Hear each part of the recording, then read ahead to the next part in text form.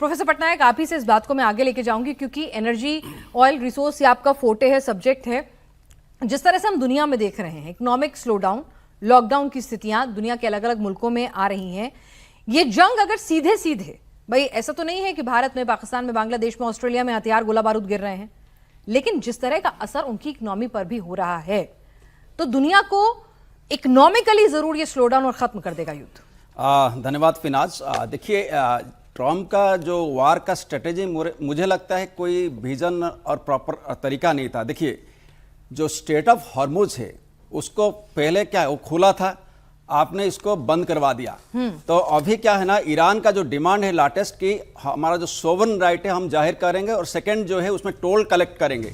तो ये बहुत बड़ा समस्या क्रिएट करेगा। देखिए, जो गल्फ स्टेट्स है पर्टिकुलरली, अब देखिए कुवैत, देखिए कतार, देखिए Saudi Arabia, United Arab Emirates, वो जो भी आपका ग्लोबल 20% आप देखिए ऑयल और गैस उसी रूट से सप्लाई होता है। तो आप देखिए, ये जो पर्टिकुलरली एशियन इकोनॉमी है, साउथ कोरिया का लगभग 70 to 80% ऑयल वहीं से आयात होता है। इसके बाद में आप देखिए सिंगापुर हो गया, जापान हो गया, इंडिया हो गया, चाइना हो गया, जो मेजर आप ऑयल वहीं से आयात होता है। इसके बाद में सिर्फ एशियन कंट्री नहीं है, यूरोप का भी गैस 15% कतार से आयात होता है।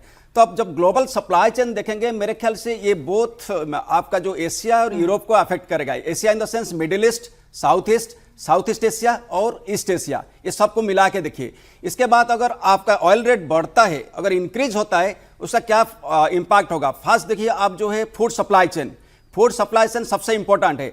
आप वहां से जितने भी कंट्रीज है वहां से आपका फर्टिलाइजर्स और यूरिया आयात करते, वो डायरेक्ट इंपैक्ट करेगा फूड सप्लाई चेन के ऊपर। ये food supply chain two way traffic है, सिर्फ एशियन कंट्रीज का नहीं है। एशियन कंट्रीज से एक्सपोर्ट होता है गल्फ कंट्रीज को। आज का दिन में भारत और जो गल्फ कंट्रीज का ट्रेड है $178 बिलियन, ये भी अफेक्ट हो सकता है। और सेकेंड फैक्टर जो है, मैं बता रहा हूं कि हमारा जो 90 मिलियन पर्टिकुलरली अराउंड 1 करोड़ अभी लगभग है जो डायस्पोरा है, जो इंडियन एक्सपार्ट्रेट से वहां से जो इनकम करते हैं, वो भी एक्चुअली अफेक्ट हो सकता है। इसके बाद में जो एशियन डायस्पोरा भी देखिए, बांग्लादेश, पाकिस्तान, फिलीपींस, इंडोनेशिया, श्रीलंका, ये सारे कंट्री का जो है, अब देखिए वो जो आपका जो इन्वेस्टमेंट अपॉर्चुनिटीज और जो आपका पैसा आता है वो भी अफेक्ट हो सकता है। तो यानी ये युद्ध तबाह करेगा, इसमें कोई दो राय या कोई शक नहीं है। और ये युद्ध का जो अभी 1 महीने का जो 37 दिन का युद्ध है, इसका भी डैमेज जो है हमें धीरे धीरे इसका एहसास होना शुरू होगा। अभी तो क्या युद्ध चल रहा है, तो एहसास जो है अभी तक हम तक पहुंच नहीं रहा है, तो वो भी होगा। सर, क्योंकि वक्त की कमी है, अपने दूसरे हिस्से पर मैं जाना चाहती हूँ। भाटिया सर, पाकिस्तान भाई मतलब हर तरफ से डांट पड़ रही है। चीन अलग से डांट रहा है, पैसे मांग रहा है वापस। सऊदी अरब कह रहा है, वो कह रहे हैं हम अपना उधार चुका रहे हैं, क्योंकि अब डर लगा कि भाई पता चले कि सऊदी का पैक्ट याद दिला के आ जाओ लड़ने के लिए, तो ईरान उधर से मिसाइलें दाग देगा।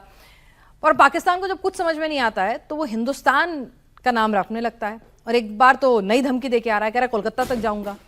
मतलब कहां से आता है इतना मतलब कहां से, मतलब कैसे हिम्मत हो जाती है कि आप 1 नहीं 2 नहीं 3 4 जंग हारे हैं। ऑपरेशन सिंदूर में आपकी क्या गत बनी थी, पैरों पर आए थे, उसके बाद कैसे कर पाते हैं भाई ये लोग। आपको ये समझना पड़ेगा कि पाकिस्तान एक देश नहीं है।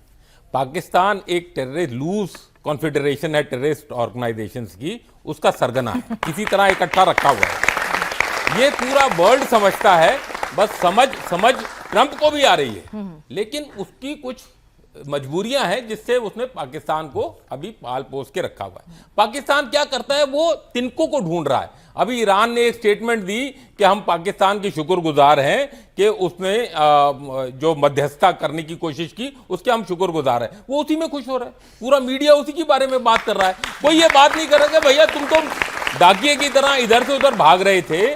तो पहले जो किसिंजर के साथ बात हुई थी, जब चाउविन लाई और किसिंजर की बातचीत की थी, तो कम से कम प्रेसिडेंट गए थे, अयूब गए थे, 3 प्रेसिडेंट के बीच में बात हुई थी। अब तो आप ऐसे ही भाग रहे हैं, तो फिर भी कुछ नहीं। दूसरी, ये जो गीदड़ भपकियां हैं, ये वो अपनी कोई ऐसी इनसिक्योरिटीज हैं जो उसकी चारों तरफ सबको पता है। 960 किलोमीटर का ईरानियन बॉर्डर, 2000 से ज्यादा उसका अफगान बॉर्डर, उसके बाद हमारे साथ तो उसको प्रॉब्लम हमेशा रही है। तो ये जो इंटरनल सिक्योरिटी, जो अब कोई बात नहीं कर रहा उसकी बलूचिस्तान की या खैबर पख्तूनख्वा की, लेकिन धुरंधर 3 जो देख रहे हैं वो मेजर इकबाल जिंदाबाद तो कर रहे हैं, लेकिन आप उनका मुंह अगर शक्ल देखेंगे पता चलेगा कि क्या है वो मेजर इकबाल। क्योंकि आप इलियास कश्मीरी की बाबा कर रहे हैं। कौन था वो जो टेररिस्ट का सरगना था? तो वो ये पूरा अंदर से पाकिस्तान खोखला है, इस तरह की गीदड़ भपकी देगा। अब कलकत्ता पे बोल रहा था, उससे पहले अब्दुल बासित जी ने क्या बोला था कि हम मुंबई पे और दिल्ली पे न्यूक्लियर बॉम्ब कर देंगे अगर हमारे पर कोई इस तरह का हमला होगा। तो जिसका डिफेंस मिनिस्टर या जिसका पूर्व एम्बेसडर जो इंडिया में रह चुका है इस तरह की गीदड़ भपकियां देगा, तो आप वो कोई देश नहीं होता, वो एक टेररिस्ट ऑर्गेनाइजेशन है।